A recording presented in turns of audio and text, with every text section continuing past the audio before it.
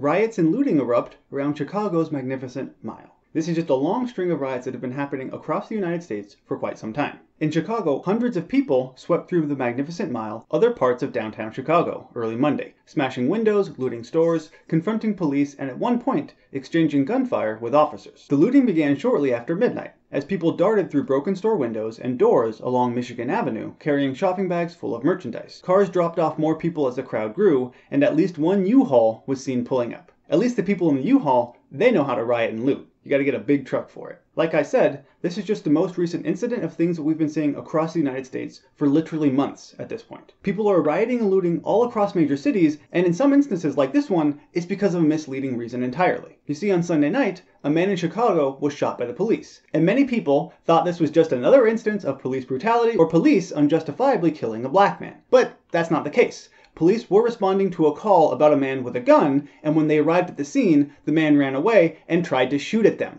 So their response was to then shoot back. He was shot and is currently in the hospital. So because of this, people were, I guess, misinformed that cops had just shot another black man, and so they grew upset and decided to steal crap. Because that's basically what happens. There are plenty of videos and images going around on social media like these, showing stores that are being broken into en masse, showing a Best Buy that was destroyed, and now they've littered in the parking lot because they can't even have the common decency to, not destroy the environment. And they even decided to go after Tesla, because that horrible Elon Musk making his fuel-efficient vehicles. Now, even though this just happened, it won't be long until people try to justify it, as they've been doing for countless other riots. The most recent example is Portland. Many people in the media were claiming that Portland was just mostly peaceful protests and that the federal officers were exacerbating the problem and they were the ones initiating the violence. What they often fail to mention is that countless times those peaceful protesters actually tried to burn down the federal courthouse where the federal officers were. Furthermore, they threw rocks, bottles, bricks, lit fireworks, and even shined lasers into the eyes of federal officers. Now, maybe that sounds funny using a laser pointer,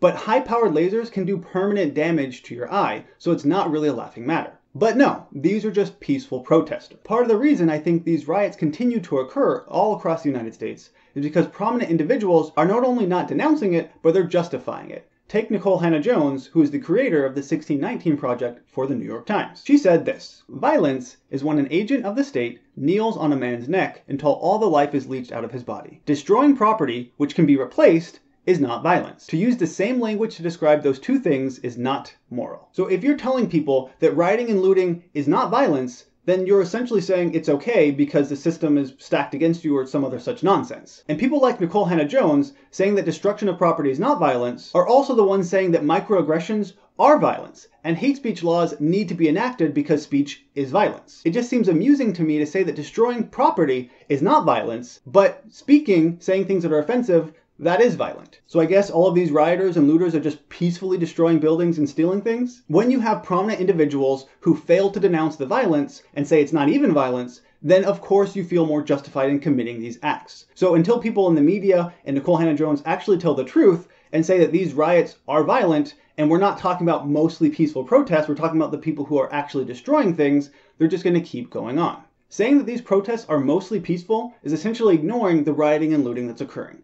And if you want to argue they're two different people, those who protest and those who riot and loot, I'm all for that. But to then say they're mostly peaceful and pretend this stuff doesn't happen, well, that's just not accurate, and it's not helping. That's why things like this continue to happen. So if you're in Chicago, hopefully you're doing okay and you're safe. As always, thank you for watching, and I'll see you next time.